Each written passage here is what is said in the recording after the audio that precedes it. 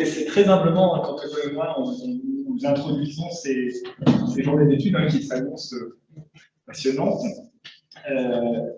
Très humblement, parce que même si Antonio comme moi, nous sommes intéressés depuis pas mal de temps à la question de la couleur, à la signification de la couleur. Excusez-moi, faut pousser la voix, parce que les micros, ils ne captent pas très bien. D'accord. Ça fait déjà quelques temps qu'on s'intéresse à la couleur, mais on n'est pas des spécialistes d'histoire religieuse. Loin de là. Et d'ailleurs, je pense que ces 2 journées d'études, moi j'ai l'occasion d'un riche débat entre des gens qui font l'histoire sociale et des gens qui font l'histoire religieuse, certains pratiquent les deux à la fois parmi nous. Mais sans être des spécialistes d'histoire religieuse, on allait voir pour préparer cette introduction un petit peu ce que pouvaient dire les pères de l'Église, tant les théologiens de l'époque moderne, sur le baptême, sur sa cérémonie, sur ses effets. Saint Augustin, Saint Ambroise, Saint Cyril de Jérusalem, et tous sont d'accord pour dire que le premier effet du baptême, c'est la rémission des péchés, de tous les péchés. L'âme du baptisé, après avoir été purifiée des souillures du péché dans les eaux saintes et salutaires du baptême, est ornée de beauté, de pureté, d'innocence, autant de qualités qui forment une marque spirituelle indélébile. Saint Augustin dit que le baptême imprime un caractère indélébile.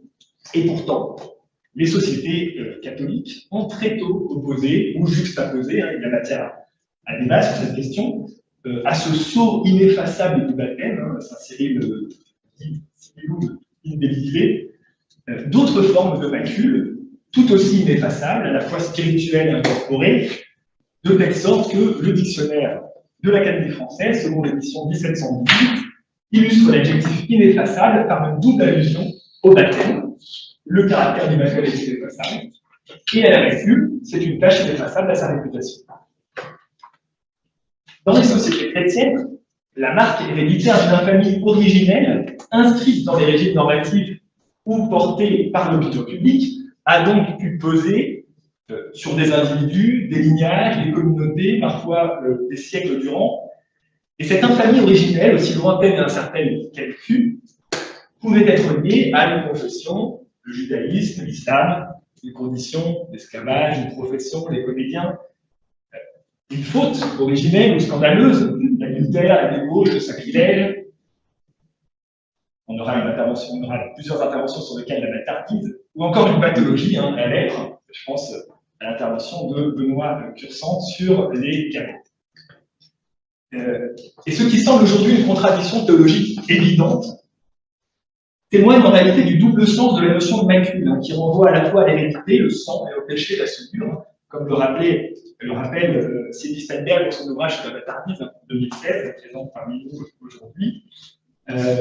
Aussi, le vocabulaire des pères de l'Église imprègne-t-il la plume du duc de Praslin quand celui-ci écrit en 1766 cette phrase tristement célèbre au sujet des esclaves: l'esclavage a imprimé une tâche ineffaçable sur toute leur postérité. Imprimer une tâche ineffaçable. Praslin savait pertinemment, quand il écrit ces mots, que le Code noir de 1685, article 2, ordonne le baptême de tous les esclaves des colonies françaises. Dans les effets du baptême, aurait-il donc des limites? C'est là la question qui nous intéresse. C'est ce rapport entre macule, au sens d'une souillure ineffaçable, et conversion qui nous intéresse aujourd'hui, demain, qui renvoie à une tension ancienne entre deux historiographies. La première, qui a mis en avant l'incompatibilité fondamentale des relations chrétiennes et musulmanes avec la race et le racisme, en insistant sur l'universalité du salut. En ce sens, la souillure du péché ne constitue jamais un empêchement au baptême, qui, par ailleurs, l'efface.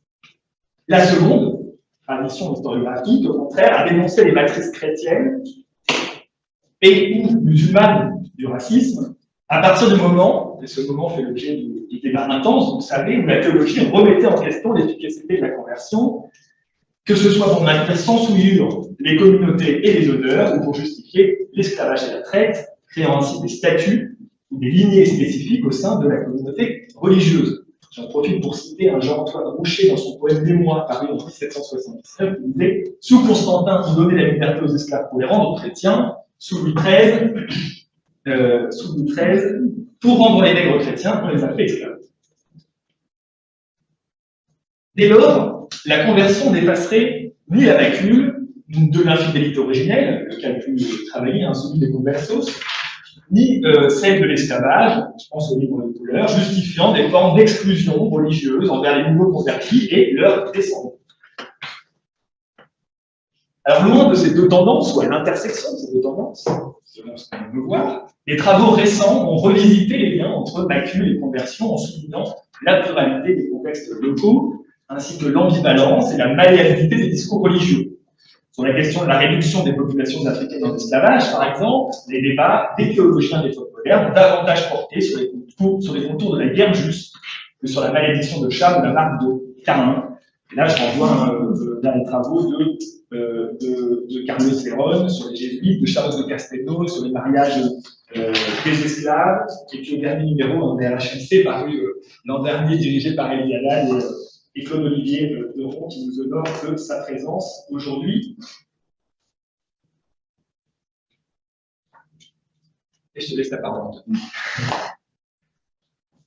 Merci. Je me dépasse. C'est bon.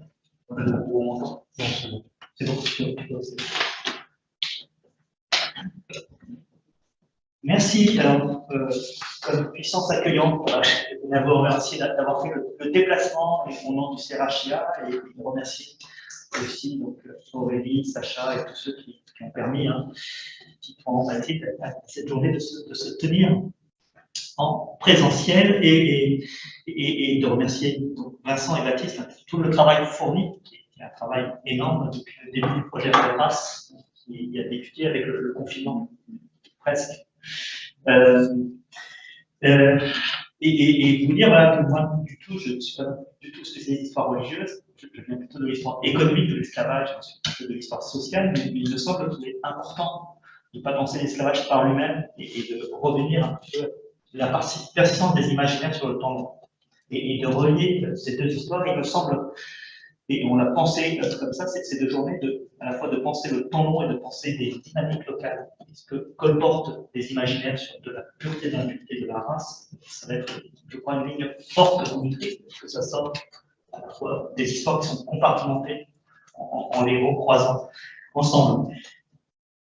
Donc ce deuxième temps, c'est, il me semble, l'arrivée des Européens sur les côtes de l'Afrique de l'Ouest, puis aux Amériques, va induire des contacts inédits entre des populations culturellement différentes.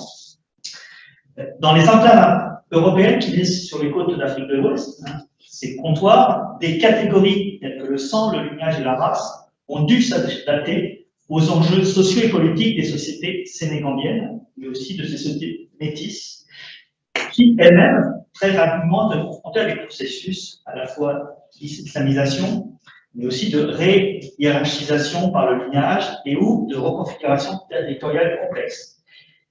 Dans ces espaces, les notions de sang, de race, qui liaient la qualité des lignages, la couleur de la peau et l'honneur, ces qualités véhiculées par des représentations européennes, méritent, me semble-t-il, aussi d'être mises en miroir avec les catégories de caste, d'ordre ou de lignage dans les processus identitaires qui sont aussi à l'œuvre dans ces sociétés ouest-africaines. Donc, ce n'est pas une histoire qui s'impose avec la présence européenne, mais c'est aussi une histoire qui se construit en miroir. Et ces deux catégories, il me semble-t-il, ou ces catégories de race, de lignage, ces processus se construisent dans ce nouvel espace et, me semble-t-il, repenser toute la terminologie, me semble-t-il, importante. Ces désignations évoluent et interagissent dans le temps pour différencier des vertus héréditaires et des qualités assignées de pureté ou d'impureté liées à une descendance libre ou servile. Et donc, là-dessus, les travaux de collègues qui vont participer cet après-midi, un Africain, Ibrahim Atoub, qui interviendra sur ces questions de caste et de race, mais aussi mes collègues Abderrahmane Gaïdé ou Jean Schmitz ont largement contribué à penser cette question de la couleur, ce que porte la couleur en termes d'impureté. L'apparition d'une population de couleur libre a souvent suscité le malaise de la part des autorités comme des élites blanches. La question des identités est aussi importante dans cette perspective, dans la mesure où les nations impériales de l'Europe ont, au cours du XVIIe siècle, racisé leur identité pour l'assimiler à certains caractères détenus par les populations blanches, excluant au passage les libres non blancs. Sur le plan social, la menace de l'impureté se pose particulièrement dans le cadre familial, dans le cadre intime, suscitant un ensemble de stratégies non exclusives de la population d'origine européenne pour se blanchir afin d'éliminer par l'oubli la macule originelle. Ainsi, il s'agit d'éclairer à la fois les stratégies sociales d'exclusion, mais aussi les pratiques inventées par les individus, notées d'infamie pour faire oublier leur qualité. Donc cette troisième journée d'études RELRAS, qui est centrée sur cette question de la macule et de l'impureté, souhaite prolonger tous ces travaux déjà entrepris en révélant l'impact des rites et des sacrements religieux sur les statuts et les registres d'appartenance des convertis au sein des communautés de croyants et plus généralement sur les redéfinitions théologiques du pur et de l'impur. L'objectif donc de ces 2 journées est d'aborder et d'historiciser des questions aussi diverses que le rôle des lignages dans la définition et la pérennisation de la macule, les liens entre racialisation et conversion massive, ainsi que les mécanismes et stratégies d'accès à certaines sphères et dignités théoriquement soumises à des statuts de pureté de sang, et à ce titre interdites aux néo-convertis, aux descendants d'esclaves ou aux gens de couleur. Ces questionnements multiples imposent à la fois un cadre chronologique large, vous l'avez vu, ces journées vont du XIIIe au XIXe siècle. Donc, on s'affranchit un peu de ces ruptures qui sont celles à la fois de la rencontre du XVe siècle et de ce qu'on a décrit comme de nouveaux processus de racialisation. On a voulu l'inscrire dans cette lecture longue qui n'est pas, semble-t-il, qui est déjà pratiquée par certains depuis un certain temps.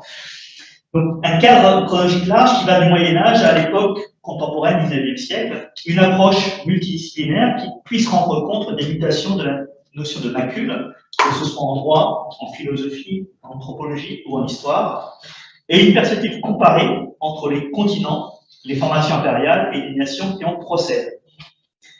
Conversion, mariage, dispense religieuse, passing.